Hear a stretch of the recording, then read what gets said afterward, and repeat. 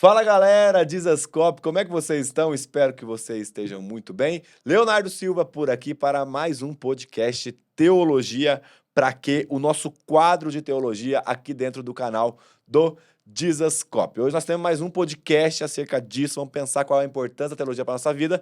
Mas antes de a gente entrar no conteúdo em si, eu queria recomendar um livro e, aliás, gente, todo podcast, é um comprometimento que eu vou fazer com vocês aqui. Todo podcast Teologia para Quê? Nós vamos começar indicando um livro que pode te ajudar na sua caminhada com Cristo. E hoje eu queria falar especificamente desse livro aqui, As Excelências de Cristo, que seria uma introdução à cristologia, ao estudo da pessoa de Jesus. Então, para você que precisa conhecer mais o Senhor, quer se aprofundar no conhecimento de Cristo especificamente, eu recomendo esse livro aqui, que trabalha de forma magistral, cara, todos os aspectos acerca de quem Cristo é, qual é sua obra e as demais questões que o rodeiam. Então, para você que está aí, você tem a oportunidade de comprar, o link está aqui embaixo na descrição desse vídeo.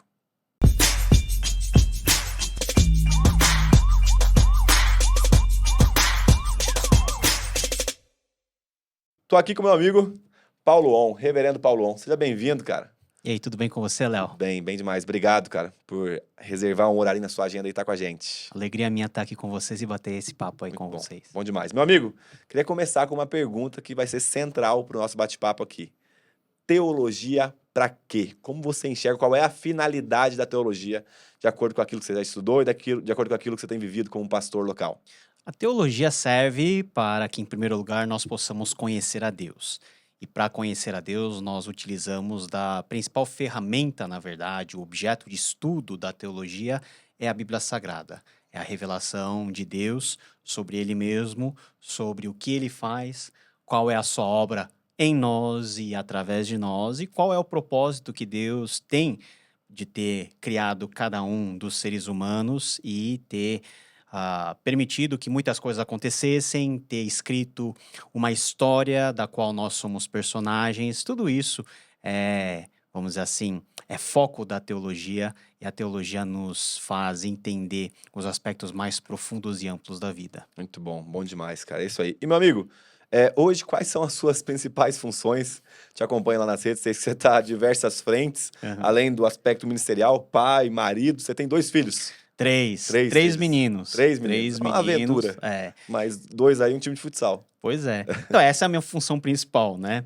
Ser marido, ser pai de 3 meninos. A gente tem a nossa família agora morando aqui em São Paulo. Nós estávamos lá em Cuiabá, mas já estamos aqui estabelecidos.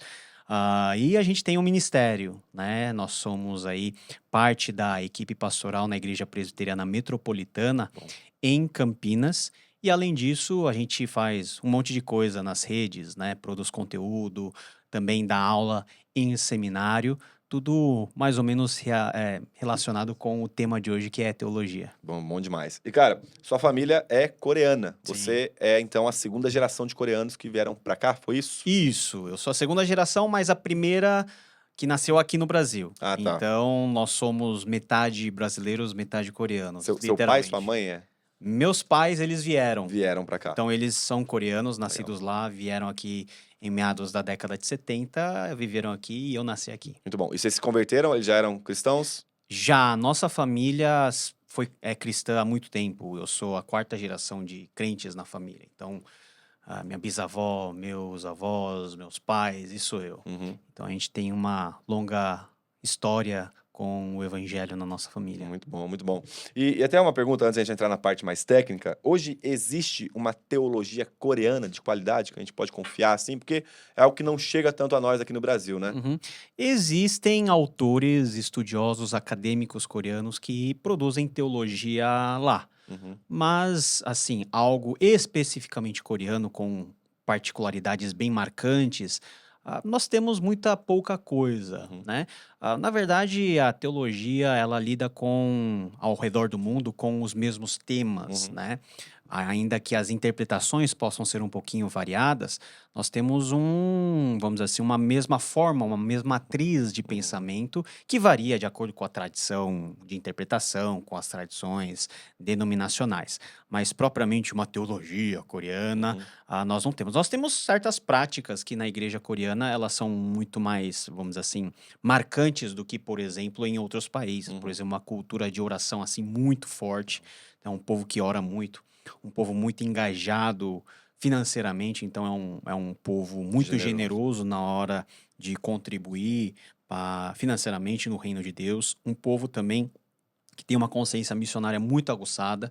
Então, proporcionalmente, creio que a Coreia seja, se não for o primeiro, o segundo país que mais envia missionário para fora. Que legal. Então, é um país que tem certas ênfases, certas peculiaridades, mas em termos gerais de teologia, não tem muita coisa diferente do que a gente crê aqui. Uhum, muito bom, bom. Porque eu acho que a gente foi muito encharcado pela teologia americana, né? De cultura Isso. americana e também europeia em si, reformada, que veio muito pra gente, e das diversas outras tradições.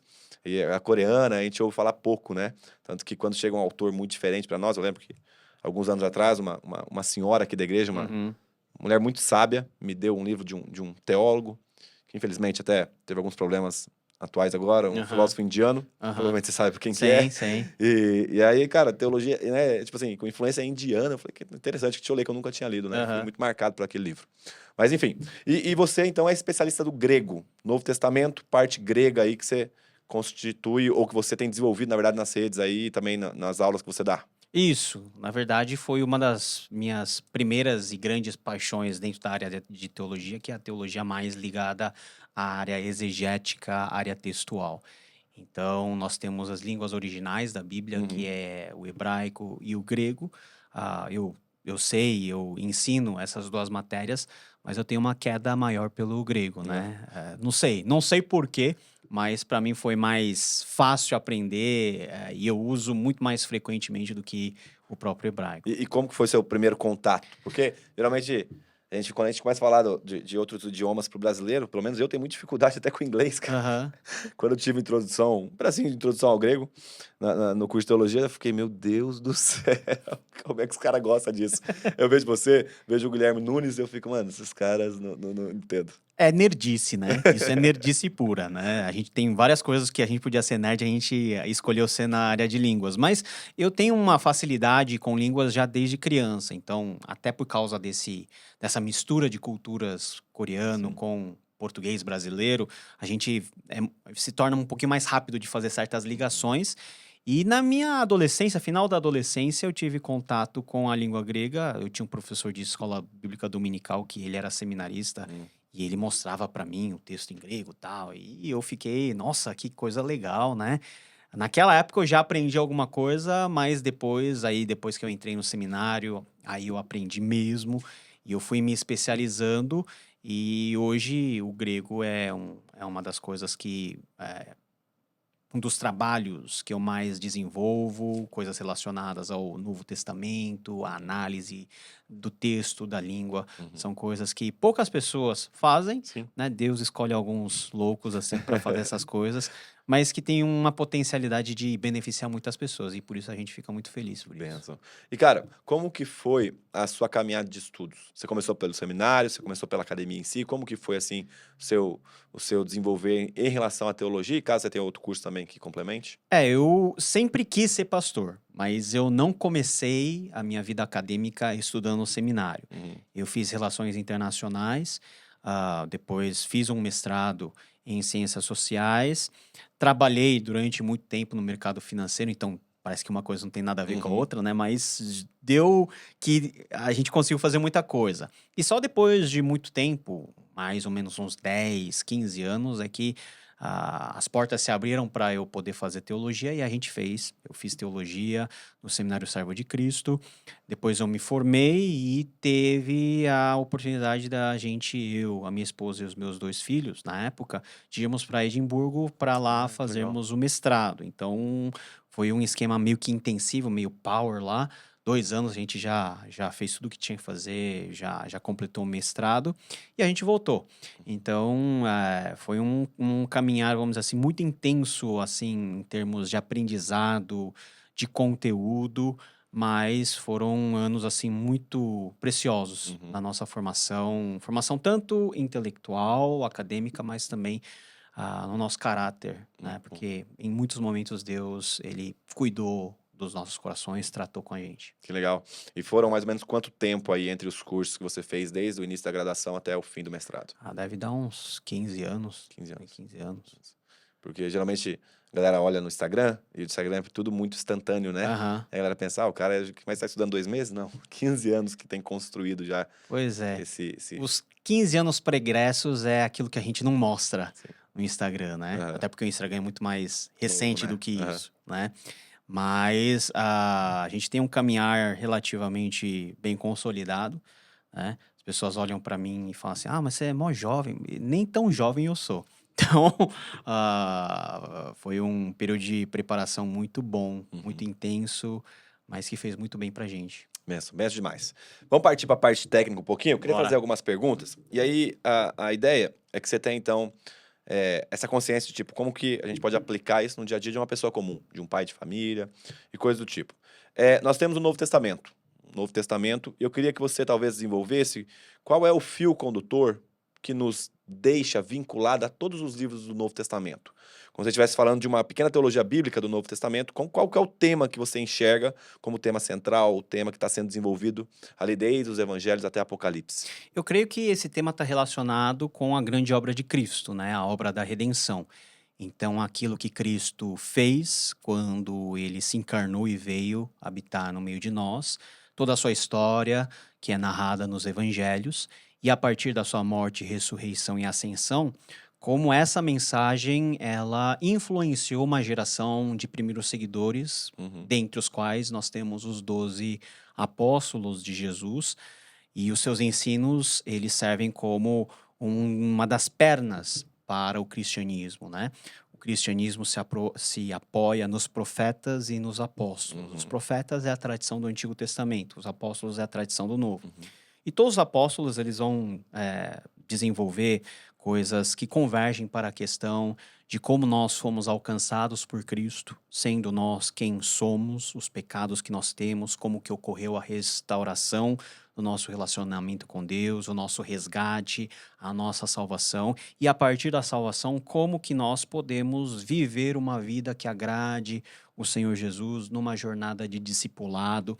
Tudo isso é foco do Novo Testamento e que culmina com a visão final daquilo que deve ser a esperança para o crente, que Uhum. é o retorno desse mestre que um dia nos deixou e que prometeu voltar para aí sim começar uma nova história. Finaliza-se aquilo que nós vivemos aqui, a nossa condição pecaminosa, e inaugura-se um novo tempo, numa nova criação, como novas criaturas. Uhum. Então, toda essa perspectiva que se encaixa dentro da grande narrativa bíblica, onde nós temos a criação, a queda, a redenção, a missão da igreja e a consumação, o Novo Testamento está focado nessa parte final, Uhum. desde o clímax, que é a pessoa de Jesus Cristo, e o que nós fazemos com Jesus, como nós cremos nele, como que a vida dele é relevante para nós, como nós o imitamos. Uhum. Muito bom, muito bom.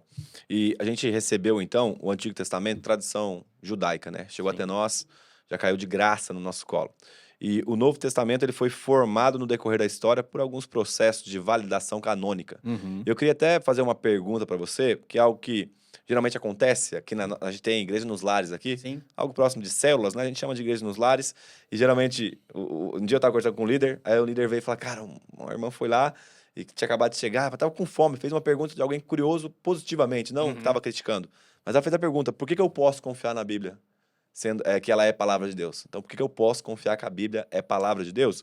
E se você puder falar um pouquinho, então, desse processo de canonização e da importância da compreensão de nós compreendermos que o que temos em mãos é, de fato, a palavra de Deus. Em primeiro lugar, a convicção de que a Bíblia é a palavra de Deus é uma questão de fé. Uhum. Então, nós temos pouca margem para cientificamente provar que a Bíblia e particularmente o Novo Testamento são todas elas palavra de Deus, porque a ciência não consegue ver Deus, não enxerga as coisas espirituais, então é algo fora da questão da prova empírica. Agora, a fé ela é um fator primordial, essa fé que vem de Deus, é dada por Deus, esse Deus que se apresenta por meio das Escrituras. Então, nós poderíamos dizer que a questão é muito mais espiritual. Entretanto, toda a forma que nós tivemos e o processo que nós tivemos na história de composição daquilo que nós chamamos de Bíblia Sagrada, os 39 livros do Antigo Testamento e os 27 do Novo, são processos relativamente conhecidos na história. Então, a tradição, vamos dizer assim, judaica, recebe todos os 39 livros, e já na época de Jesus há uma aceitação de que esses livros são livros que nós consideraríamos hoje canônicos ou autoritativos. Pelas próprias citações, né? Pelas próprias citações, pela autoevidência e até pela tradição que se consolidou entre o Antigo Testamento e o Novo Testamento. Então, uma vez que o Antigo Testamento foi terminado, os judeus, né, tiveram um tempo para assimilar todo aquele conjunto de livros agora como uma coleção religiosa e autoritativa para eles. Então, nós recebemos, como você falou, os cristãos receberam como herança o Antigo Testamento, então nós nos apropriamos também da tradição de recepção e da tradição canônica dos judeus. Agora, o Novo Testamento foi escrito depois de Jesus, né? A partir da década de 50 até a virada do final do primeiro século, quando nós temos o Apocalipse sendo escrito por último, e antes, provavelmente, muito possivelmente, as cartas de Paulo, 1 Tessalonicenses, depois Marcos sendo escritos primeiro. Essas cartas, esses evangelhos, esses documentos, eles foram sendo transmitidos para as igrejas do mundo mediterrâneo, porque as igrejas iniciais estavam todas elas na região onde nós temos o mar Mediterrâneo banhando. Então, um processo lento, onde uma igreja tem as cópias, depois essas cópias são copiadas novamente e transmitidas a outras igrejas, até que nós temos um uso universal desses documentos, desses 27 livros, em todas as igrejas do mundo mediterrâneo. E é a partir daí que se estabelece um consenso canônico. Muitas pessoas acham que o cânon do Novo Testamento foi definido com uma canetada de alguém, mas não. Há um reconhecimento da igreja daquilo que é prática já há muito tempo. Então, você vê as primeiras listas, né, canônicas, nós temos a partir do final do segundo século, mas a igreja tem aquela decisão mais firme já a partir do quarto, quinto século, aí não tem mais dúvida. Mas todo esse tempo é um tempo que faz sentido. Por quê? Porque é o tempo onde os livros, os documentos, eles vão sendo todos eles utilizados e recebidos em um mundo muito grande. Não tem WhatsApp, Sim. não tem PDF, não tem nada dessas coisas. É cópia. Mão, né? Para fazer uma cópia já demora anos. Para transmitir a cópia são outros. Então imagina todas as igrejas tendo um uso comum do mesmo número de documentos do Novo Testamento e até a igreja se certificar que é um consenso e que agora sim nós vamos reconhecer o que já todo mundo já reconheceu. São esses livros e não há margem para outros. Né? Então, o processo é muito mais orgânico, muito mais histórico e menos atrelado a esse mito de que a igreja fez e pronto, ponto final. Na verdade, surgiu dentro do contexto da igreja, mas não foi uma decisão assim de uma pessoa ou de duas. Muito bom. Bom demais. Então, a gente pode confiar que a Bíblia é a palavra de Deus. Podemos O pai de confiar. família pode abrir e falar, eu vou Pode. criar o meu filho, minha filha, de acordo com isso aqui que está escrito. Pode, porque novamente é uma questão de fé. Então, a Bíblia, se nós tirarmos do espectro da fé, já é um livro muito coerente. Não existe contradições irreconciliáveis dentro das escrituras. Muito bom. Existem gêneros literários diferentes, pessoas diferentes que escreveram em estilos diferentes, mas se você coloca tudo na ponta do lápis, é uma história muito bem construída. Então, só por esse fato, já seria a melhor peça literária que o homem fez. Mas nós cremos que Deus, ele falou conosco. Ele revelou a sua vontade, usou de habilidades de mais de 40 autores para, ao longo de 1.000, 2.000 anos, escreverem toda a Bíblia. E essa Bíblia, ela não somente foi registrada, mas ela foi transmitida até os nossos dias.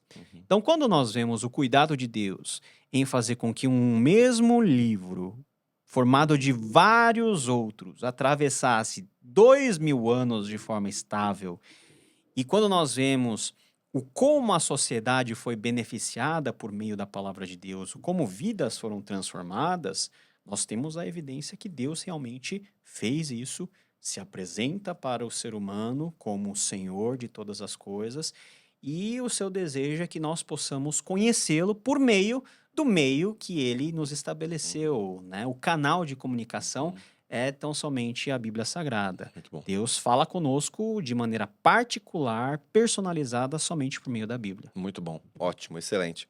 E a gente tem no Novo Testamento, então, uma composição meio curiosa, né? Boa parte dela é composta por um homem exclusivo ali, né? Apóstolo Paulo, que é o responsável pela produção, inspirado pelo Espírito Santo, é o que nós cremos, de boa parte das Escrituras. A gente tem, então, no início ali até Atos dos Apóstolos, os livros descritivos e os normativos começam, então, com o apóstolo Paulo.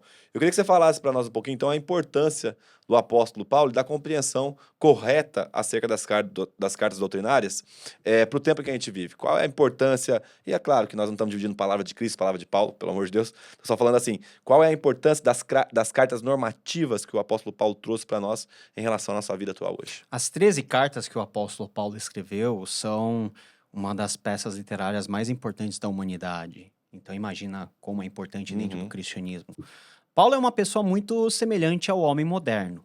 Em que sentido? Era uma pessoa cosmopolita, tinha um conhecimento vasto de culturas Uhum. variadas. Ele nasce num contexto que não é puramente judeu, ele é de Tarso, uma cidade, uma província romana, ele é cidadão romano. Ele se aproveita desse direito também Pra para viajar. ter certos tipos de privilégios, como, por Aham. exemplo, ser julgado por César e não ser Uhum. molestado pelos judeus. Então, Paulo é uma pessoa muito interessante. Interessante também foi todo o seu processo histórico de conversão, de chamado, tudo isso. Mas se nós analisarmos apenas as cartas, essas cartas ecoam muito da vida de Paulo, daquilo que ele teve como experiência, do seu conhecimento. Então, Paulo é uma pessoa versada na lei, então ele faz uma comunicação, uma interface muito boa da lei do Antigo Testamento com a realidade já concretizada em Cristo. A gente vê isso muito em Romanos, em Gálatas.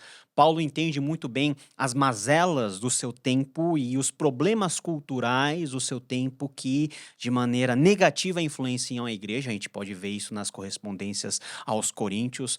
Então, Paulo, ele se mostra como uma pessoa que, munido do evangelho, sabe ter uma visão correta da sociedade onde ele mora, onde ele vive, e sabe responder de forma correta os questionamentos levantados pelas suas comunidades. Porque as cartas de Paulo não foram escritas assim porque Paulo um dia não tinha nada para fazer, ele estava lá no seu terraço em Jerusalém ou preso em qualquer lugar. Eu vou escrever os romanos porque eu tô com saudade deles. Não. Todas as 13 cartas nascem de crises instaladas nessas igrejas e que demandam de uma resposta apostólica, uma vez que não tinha Google Meets na época, não tinha WhatsApp, não podia fazer teleconferência com o apóstolo Paulo, só carta era o meio seguro para Paulo ele manifestar a sua vontade e ensinar, corrigir todos os seus discípulos Uhum. espalhados pelo mundo mediterrâneo. Então, se hoje a gente acha e a gente crê que as mídias sociais são um instrumento para a evangelização, que mesmo você não estando pessoalmente, mas usando-se da tecnologia, você pode se fazer presente. Paulo fazia isso há 2000 anos atrás, quando a carta dele era lida em Uhum. público e Não precisa. todos, ao ouvirem, consideravam aquela leitura como a palavra Uhum. de autoridade do apóstolo Paulo. Uhum. Fora isso, nós temos, por meio da pena de Paulo, uma organização muito bem feita daquilo que é o evento Cristo, a sua vinda, morte e ressurreição. Então, Paulo relaciona muito bem o que nós temos a ver com esse ministério de Cristo, da onde nós fomos salvos, Nós gentios também, né?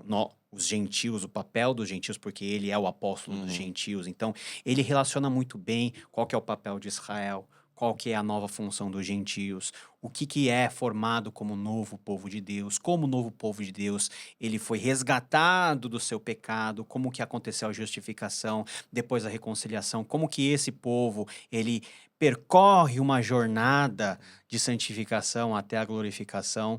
Então, Paulo é uma pessoa que ele é amplo na sua visão do cristianismo, do evangelho, e ele ensina de forma muito ampla, muito apropriada sobre muitas coisas que são importantes para a nossa vida.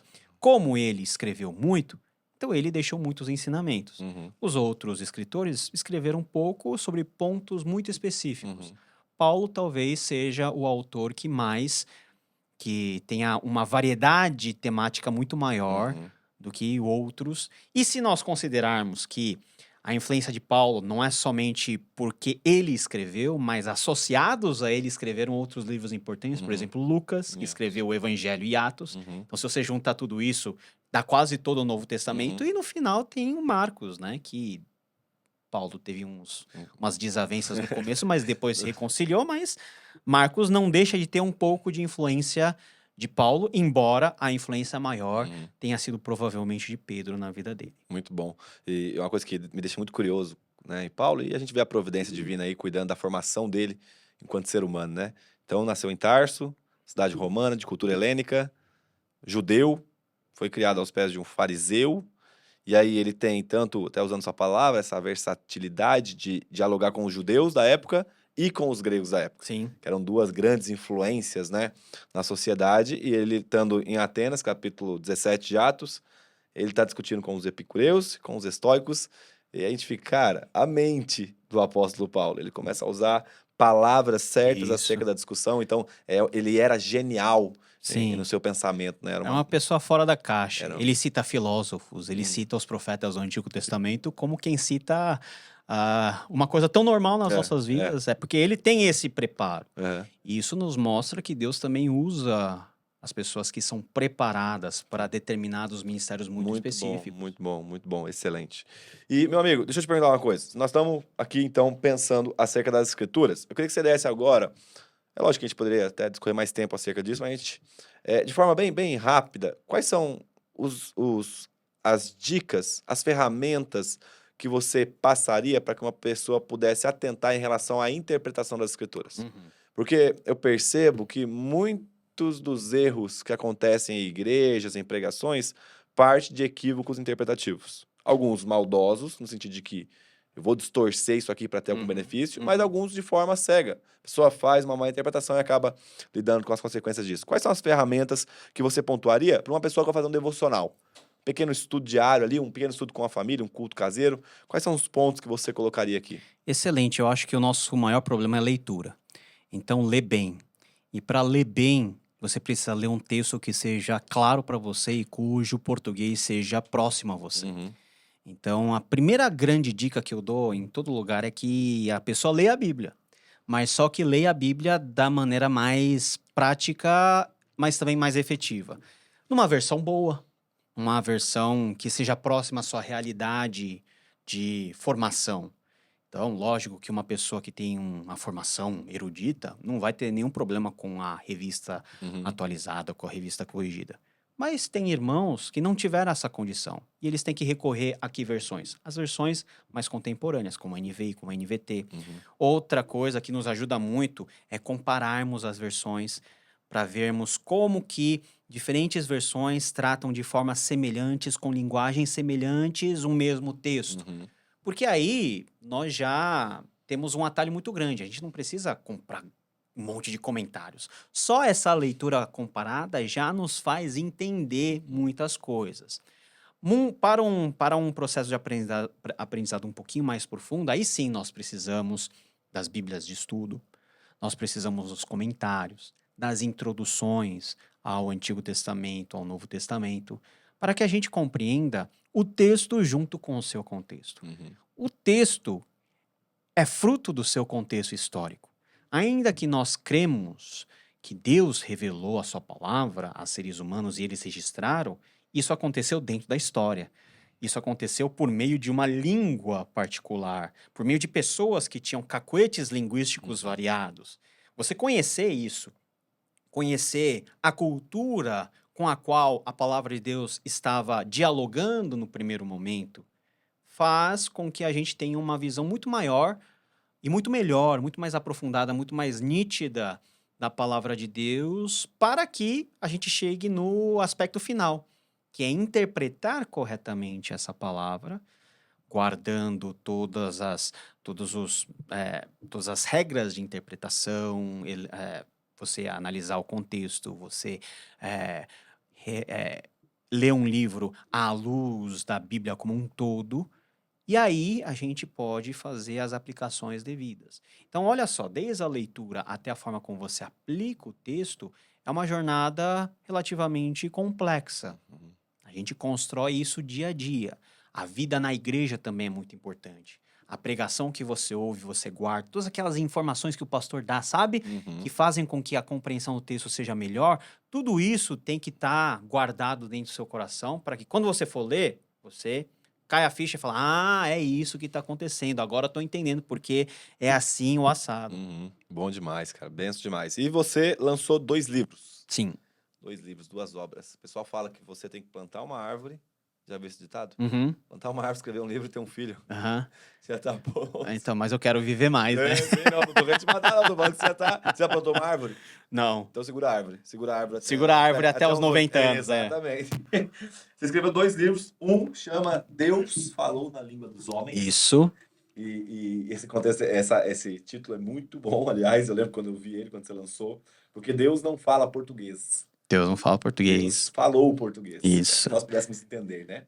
E eu queria que você falasse um pouquinho desse pra gente, depois a gente vai falar acerca do grego diário aí. Pois é, o Deus falou na língua dos homens, quem cunhou, quem me ajudou no título foi o Bibo, né? Ele tem umas sacadas boas. Eu ia colocar um título mais chatinho. Falei, não, vamos tentar esse daqui. E foi um título que realmente fala da essência do livro, que é contar essa história da palavra de Deus. Como que Deus revelou, dentro de que contexto Deus se fez, vamos dizer assim, conhecido às pessoas, como as pessoas transmitiram e como esse conjunto de livros que é a Bíblia Sagrada chegou a nós hoje. Então, é uma grande introdução à Bíblia. Eu tentei buscar o que havia de mais atual na bibliografia produzida em termos acadêmicos nos Estados Unidos, no Reino Unido, na Europa. O tempo de estudos em Edimburgo me ajudou muito a ter contato com essas obras. A gente trouxe tudo isso, condensou. Basicamente, são 16 capítulos que, na verdade, são 16 aulas, né? Que eu tinha um curso no seminário com esse nome, com essa pegada. A gente organizou todos os manuscritos em forma de livro, a gente lançou e, graças a Deus, tem abençoado muita gente. Já foi lançado em 2020, no meio da pandemia. Caraca, bem no meio do furacão. Pois é. E a ideia de Deus, então, falou na língua dos homens, a gente pode entrar em alguns pontos do antropomorfismo, antropopatia, Sim, se aborda esse aspecto de Deus sim. adaptar a sua linguagem para que se torne Sim. entendido. Na verdade, esse é o Cerne. assim, o coração do Legal. livro, né? Deus, ele acomoda a sua mensagem às nossas limitações. Então, olha só que ato de graça e que milagre. Deus podia falar de um jeito perfeito e falar assim para os seres humanos, ó, agora é com vocês, vocês Se vira. vocês se viram no 30. Não, Deus usou a língua presa de Moisés. Muito bom. Deus usou pessoas pecadoras para registrar esse livro. E esse livro é, ao mesmo tempo, palavra de Deus, mas é palavra de Deus escrito com a instrumentalidade humana de um Deus que se fez homem. E todas essas coisas, elas se misturam dentro da palavra de Deus. Então, Deus, palavra, encarnação, estar perto da gente, são todos conceitos que, na verdade, podem ser aplicados ao livro em si, que é a Bíblia Sagrada, que está aí de acesso fácil a qualquer um de nós hoje. E o grego diário, então, é um exercício de grego por dia? É isso que você quis propor lá? São 70 devocionais que eu faço de pequenos trechos, né? Frases, na verdade, de versículos soltos do Novo Testamento em grego, porque o meu objetivo aí não é atingir a grande massa de leitores. É ajudar os pastores e seminaristas a não esquecerem o grego que eles aprendem no seminário e que eles esquecem depois e por isso, às vezes, a pregação sai meio aquém do que poderia sair, né? Sim. Então, poder fazer um exercício devocional, uma leitura bíblica nos originais, não há Mastercard que pague, entendeu? É algo muito precioso, é algo que enriquece muito e o meu desejo e o meu objetivo com esse livro é que as pessoas tenham a noção do quanto faz bem, não somente como homem de Deus. Conhecer uma língua estrangeira Amplia. amplia o mundo, a cosmovisão de qualquer pessoa. Então isso faz bem para nós, como pessoas, como seres humanos, faz bem como líderes, como pastores, como crentes. Muito bom. Exato, é isso que você falou. Eu tive um período que eu morei também em Londres, estava estudando, mas fui estudar inglês especificamente, né? Eu comecei a perceber conforme minha experiência com o inglês começou a aumentar, cara, a minha forma de analisar o mundo começou a mudar, porque a gente vai aprendendo algumas palavras que não tem tanta tradução, né? E aí você vai começando a filtrar as coisas mais e conversando com os amigos. Tem um amigo que ele é excêntrico, acho que ele é poliglota.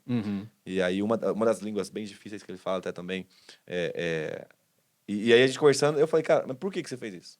Por que você foi estudar tantas línguas assim, né? Porque o cara é muito dedicado em relação a isso e gasta bastante tempo. Ele falou, cara, ampliou a minha forma de enxergar o mundo. Com certeza. Eu consigo explicar o mundo com palavras que não estão limitadas ao português. Com Eu certeza. falei, cara, é isso. É isso. Ainda mais o grego, que na época e também hoje em dia, mas não é o mesmo grego, né? Acho que até poderia falar um pouco disso.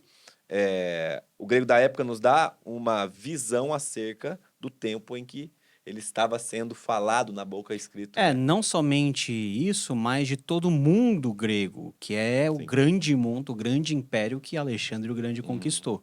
Ele virtualmente conquistou toda a Europa, toda a Ásia Menor, chegando nas fronteiras da Índia. Então, poucos impérios, com exceção do Império Mongol, por exemplo, o Império Vitoriano, né, nos séculos anteriores com a Inglaterra, poucos impérios conseguiram ultrapassar essa dimensão territorial e essa influência cultural. Então, quando nós falamos de língua, nós estamos falando de cultura. Saber e conhecer a cultura da época é fundamental para nós entendermos o fruto dessa cultura. A Bíblia também é fruto dessa cultura helênica, porque aprove a Deus, olha só que interessante, com Alexandre o Grande, todo mundo mediterrâneo passou a falar grego. Grego se tornou uma língua franca, como o inglês hoje. O Novo Testamento foi escrito em grego. Por quê? Porque se aproveitou da língua já universalizada, se aproveitou de todas as rotas que os romanos construíram para, num período muito curto de tempo, quanto tempo demorou do evangelho sair de Jerusalém e alcançar Roma, por exemplo? 2 décadas, isso é muito pouco tempo. Em 100 anos, toda a Europa conhecia, de alguma forma, o evangelho. Em 300 anos, com Constantino, a Europa se torna cristã. Então, é um processo rápido, é um processo assustadoramente intenso, que se beneficiou muito da questão da cultura, da língua, da interface que os cristãos faziam com categorias filosóficas. E isso tudo é a bagagem de tradição que nós temos da interpretação desde o começo da igreja até hoje. Muito bom. Essa perspectiva, ela enriquece, porque a gente sempre fica nesse pensamento, né, de que Deus tinha que escrever em hebraico, porque era, entre muitas aspas, uma língua santa. Era a forma que Deus comunicou lá com os profetas e coisa do tipo. Mas não, Deus usa até aí um paralelo ali para que ele pudesse comunicar de forma mais rápida. E, cara, acho que o Espírito Santo, ele sempre foi muito inteligente na sua revelação e no seu propósito. Então, essa qualidade de enxergar o grego como uma via, que hoje seria o inglês, né, cara, é inexplicável. Na época, talvez, seria algo proporcional ao mundo. A influência Sim. que a região de fala grega ali pegaria foi algo... Ser grego era ser pop na época. Era ser pop. Era ser popular na época. Mas, assim, as pessoas falam, não, que hebraico é a língua sagrada. Deus podia ter se revelado em tupi-guarani, em russo, né? É porque Deus escolheu Abraão. E Abraão falava hebraico, arameu, né? As línguas semíticas da época. Se fosse qualquer outro povo, Deus teria falado na língua daquele povo. Sim, sim. Então, isso também é um ato de bondade de Deus. Que Deus, ele fala de um jeito que a gente consegue entender. Graças a Deus por isso. Porque senão a gente tava A gente cego até tava hoje. lascado, né? Meu amigo, como pai e como marido, como que a teologia te ajuda a ser um bom marido, um bom pai? Como que você tem lidado com esse aspecto? Porque eu creio que todos nós que gostamos talvez um pouquinho de estudar mais, a gente fica ali preso no mundo conceitual, apesar de os conceitos formarem a nossa cosmovisão que vai desaguar numa prática transformada. Mas como que você enxerga a prática teológica da sua vida, mas no relacionamento com sua esposa, com seus filhos? A teologia que não gera mudança de vida e transformação em atitude, ela é uma teologia do diabo. Embora professe verdades bíblicas, para você é do demônio. Muito boa. Porque não tem sentido Muito bom. nós lidarmos com a palavra de Deus apenas como dados ou como informação. Sim. A palavra de Deus é o poder, o evangelho é o poder de Deus para a nossa salvação. Uhum. E como é o poder de Deus para a nossa transformação. Então, o contato com a teologia nos humilha, como o Jonas Madureira diria, humilha a nossa mente e o nosso coração, porque todos os dias nós somos confrontados com a nossa maldade, Uhum. com a dureza do nosso coração, com a rispidez das palavras, com o rancor que pode habitar no nosso coração. Às vezes a gente leva mal certas reações da esposa, dos filhos, leva muito pessoal, não compreende ou não quer compreender. E quando você está diante da Bíblia, você está diante dos pés de Jesus e é como se ele estivesse dizendo assim, ó, cara, o que você está fazendo, né? Você tá errado. Você é meu discípulo de verdade? Exato. Então, se você for, faz desse jeito. É. Ó, vai lá, pede perdão, fala mais baixo. É que a gente às vezes não quer ouvir, Uhum. mas Jesus, por meio da sua palavra, nos ensina a sermos bons pais, nós darmos a nossa vida pela nossa esposa, porque é isso que Paulo nos ensina a fazer, termos uma visão da igreja muito semelhante a uma visão de família, e uma visão de família muito semelhante a uma visão de igreja, porque todos nós fazemos parte de um corpo e cada membro é importante. A nossa atuação até na sociedade civil, a Bíblia fala para nós darmos honra a quem tem que dar honra, nós temermos as autoridades, mas não perdermos a voz profética. Então, a Bíblia nos ensina e nos capacita a viver no mundo de hoje tão complicado, mas é muito bom quando, naquela leitura que a gente faz, a gente é confrontado, dói no coração, e a gente tem que abaixar a cabeça e falar: não, Senhor, eu errei, É. eu preciso consertar isso, aquilo, porque o Senhor está me falando para fazer isso por meio da Sua palavra. Muito bom. Eu acho que o amor de Deus, ele é primeiro, ele nos atrai, ele é atraído por esse amor, mas também ele nos constrange a transformação. Sim, Então, nesse aspecto, né, eu tava, até preguei, a gente tá pregando sobre os atributos de Deus aqui, né, na igreja, né, os atributos de Deus. Na verdade, a série chama Quem Deus é, a gente vai falar dos atributos. Eu falo, gente, se você abre a sua Bíblia e você não se sente confrontado ou constrangido em amor, talvez sua leitura tá equivocada. Porque sim, constantemente eu olho Cristo fazendo algo e falo, puxa, eu faço o oposto, cara. Aí eu vejo Deus orientando a fazer tal coisa, eu falo, pô, cara, tem dificuldade disso aqui e tal. Então, é esse constrangimento constante de Deus tentando transformar, né? A graça transformadora que nos influencia. Meu amigo, a última pergunta que eu queria fazer pra você, pra gente terminar, é... O meu intuito, nosso intuito como Desascope, é desmistificar esse aspecto da teologia só para acadêmicos. Então, eu quero muito que todos se sintam estimulados a estudarem teologia. Ainda que seja as doutrinas básicas da fé, um pequeno livro de teologia sistemática, introdutório ali, não sei, algo que vai colaborar de alguma forma e ampliar a forma dele enxergar as escrituras. E eu queria que você falasse um pouquinho acerca de como nós podemos quebrar esse preconceito em torno da teologia. Como que você instruiria, talvez, alguém que chegou na sua igreja agora e ele tem esse preconceito? Não, teologia é para o pastor, ou então é para o professor de seminário, ou para os caras que vivem pensando. E como que você falaria com essa pessoa que não, teologia é para sua vida? Qual seria a orientação, a recomendação, até mesmo pastoral que você daria nesse momento para uma pessoa assim? a teologia está relacionada com a grande comissão. Então, Jesus ordenou seus discípulos: ide, fazei discípulos, batizai, ensinando a guardar tudo que eu vos tenho ordenado. Isso é teologia. Teologia não são apenas conceitos difíceis, não são apenas doutrinas inacessíveis. É o que Deus revela por meio da sua palavra. Cada página da Bíblia está encharcada de teologia. E todos nós somos, e de alguma maneira, de uma maneira mais lato, mais ampla, todos nós somos teólogos. Uhum. Todos nós fazemos teologia. A grande questão não é se nós fazemos ou não teologia. Até ateu faz teologia quando diz que Deus não existe. Aham. É uma declaração teológica. O ponto é, nós estamos fazendo uma boa teologia ou uma teologia que não presta? Uma teologia adequada ao verdadeiro conhecimento do Deus que se revelou a nós, ou uma teologia onde nós somos deuses? Nós nos exaltamos e nós nos colocamos no centro do universo, ao redor de que tudo tem que orbitar. Então, esse é o conhecimento básico que todo mundo tem que ter.